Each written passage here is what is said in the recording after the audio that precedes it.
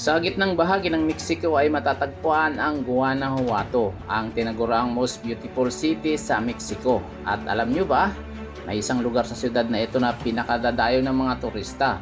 Hindi sa maganda nitong tanawin kundi dahil puno ito ng mga mami. Nasa 100 na mga mamis ang nakadisplay dito mga bay. Tinatayang halos 200 years old na ang mga bangkay na ito. Pero hanggang ngayon ay hindi pa rin naaagnas ang kanilang mga katawan. At take note mga bay, no, hindi po sinadya na gawing mami ang kanilang katawan kundi ito ay natural at kusang na-preserve mga bay. Mayroong bata, matanda, babae at lalaki. Ang ilan ay meron pang mga buhok at ngipin. Makikita rin dito ang pinakamaliit na mamis sa buong mundo. May mga nagsasabi na ilan sa mga mamis na ito ay namatay noong kumalat ang sakit na kolera. At ilan din daw sa kanila ay inilibing ng buhay. Tulad ng mami na ito na tinawag nila ang witch mami mga bay, no?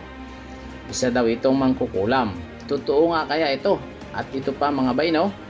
Mapapansin na karamihan sa mga mamis ay nakabuka ang bibig na parabang sumisigaw at humihingi ng saklolo.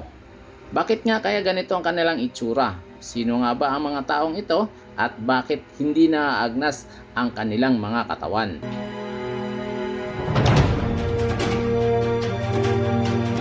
Ang Museo de las Mumias o Museum of the Mummies ay ang pinakakilalang tourist attraction sa siyudad ng Guanajuato sa Mexico. Itinayo ito noong 1969 at pinaniniwala ang may pinakamalaking koleksyon ng mga mummies sa Western Hemisphere. Ayon sa National Geographic, ang museum ay mayroong nasa 100 mummies mga bay, no? Sila ay mga dating residente ng siyudad na namatay noon pang 19th at 20th century. Paano nga ba sila natuklasan mga bay, no? Noong 1961 kasi mga bay, nagkaroon ng batas ang Guanajuato na kailangang magbayad ng burial tax ang mga pamilya na may nakalibing na kamag-anak sa Municipal Cemetery ng Panteon Santa Paula. Ang pamilyang hindi makakabayad ay kukunin ang mga labi ng kanilang kamag-anak sa nicho na ito mga bay. Taong 1965 nang simulang tanggalin ng mga sepulturero ang mga bangkay na hindi kayang magbayad ng tax ang pamilya. Pero nagulat ang mga sepulturero dahil imbis na mga kalansay ang kanilang mahukay, mga hindi naagnas na bangkay ang kanilang nakita. Karamihan sa mga ito ay intact pa ang balat, buhok at kahit pa mga dila mga bay, no? Ang mga tinanggal na bangkay ay itinago muna sa isang underground ossuary sa pagbabaka sakali na balang araw ay makapagbabayad ng tax ang kanilang mga pamilya. Dahil sa dami ng hindi makabayad ng burial tax, naipon ang mga mami sa underground ossuary. Taong 1916 nang ma-feature sa isang travel article ng National Geographic magazine ang tungkol sa koleksyon ng mga mami sa Guanajuato. At simula noon ay naging tourist spot na ang mga mamis ng Guanajuato mga bay. Kalaunan ay itinayo na din ang Museo de las Mumias upang i-display ng maayos ang mga mamis. Makikita sa museo ang katawan ni Dr. Remigio Leroy na isang Prince Doctor. Siya ang unang na-discovering hindi naagnas ang katawan mga bay. Wala siyang pamilya sa Mexico na magbabayad ng tax kaya siya hinukay. Makikita rin sa museum ang katawan ni Juan Jaramillo, ang may pinaka-preserve na katawan. Walang damage sa kanyang balat at kumpleto pa ang kanyang mga ngipin mga bay, no? Nandito din ang pinakamaliit na mami sa mundo na itinuturing na pinaka-importante sa kanilang exhibit. At mas lalo pang dinumog ng mga turista ang museum dahil sa mga ginawang kwento ng mga sepulturero noon mga bay, no?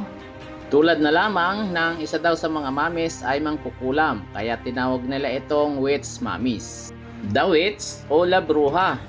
Ang itsura kasi nito ay na-deform o pakurba ang kanyang katawan. Pero napag-alamang ito ay dahil meron siyang malubhang scoliosis. Pero ang tanong, bakit hindi sila naaagnas? Sa pag-aaral na ginawa ng forensic anthropologist na si Maria Carmen Lerma Gomez, ang mainit na tuyong klima sa Guanajuato ang pangunahing dahilan nito mga bay. Isa pang maaaring dahilan ay ang paraan ng pagkakalibing ng mga ito. Hindi kasi nakalibing sa ilalim ng lupa ang karamihan sa mga bangkay mga bay, no? Nakalagak ang mga ito sa matataas at pinagpatong-patong na nicho na direktang naiinitan ng sikat ng araw. Dahil dito, mabilis na nade-dehydrate o natuyo ang mga bangkay at mabilis natatapos ang decomposition process nito mga bay. Karamihan na rin sa mga mamis ay nakabukas ang bibig dahil ayon sa mga eksperto, habang nasa proseso sila ng decomposition, nare-relax ang muscle at ligament sa panga na siyang dahilan kaya bumubuka ang bibig nila. Hanggang sa kasalukuyan, patuloy pa rin dinadayo ang museum at minsan ay inabot ng ilang oras bago makapasok dito dahil sa haba ng pila ng mga turistang gustong makita ang mga mamis mga bay. Kaya kahit medyo creepy ang itsura ng mga mamis, ay itinuturing silang local pride ng mga taga Guanajuato. Ito ay dahil malaki ang kinikita ng kanilang munisipalidad mula sa entrance fee ng museum. Pero alam mo ba, maraming mga kritiko ang hindi sang-ayon sa pagdidisplay ng mga mamis sa museum. Sa katunayan, ang National Institute of Anthropology and History ay gumawa ng paraan para malaman ang pagkakakilanlan ng ilang mga mamis mga bay. Marami kasi sa kanila ay kinuha ng turista ang mga name tags bilang souvenirs. Kaya hindi na ito makilala mga bay. Ayon pa sa kanila, dapat tratuhin ng maayos ang mga mamis dahil tao rin naman sila tulad natin na minsang namuhay sa mundo. Para sa inyong mga opinion, mag-iwan lamang ng komento sa ibaba ng bidyong ito. At para manatiling updated sa atin pang susunod na mga upload, siguraduhin mag-subscribe. I-like na rin ang ating mga videos bilang suporta.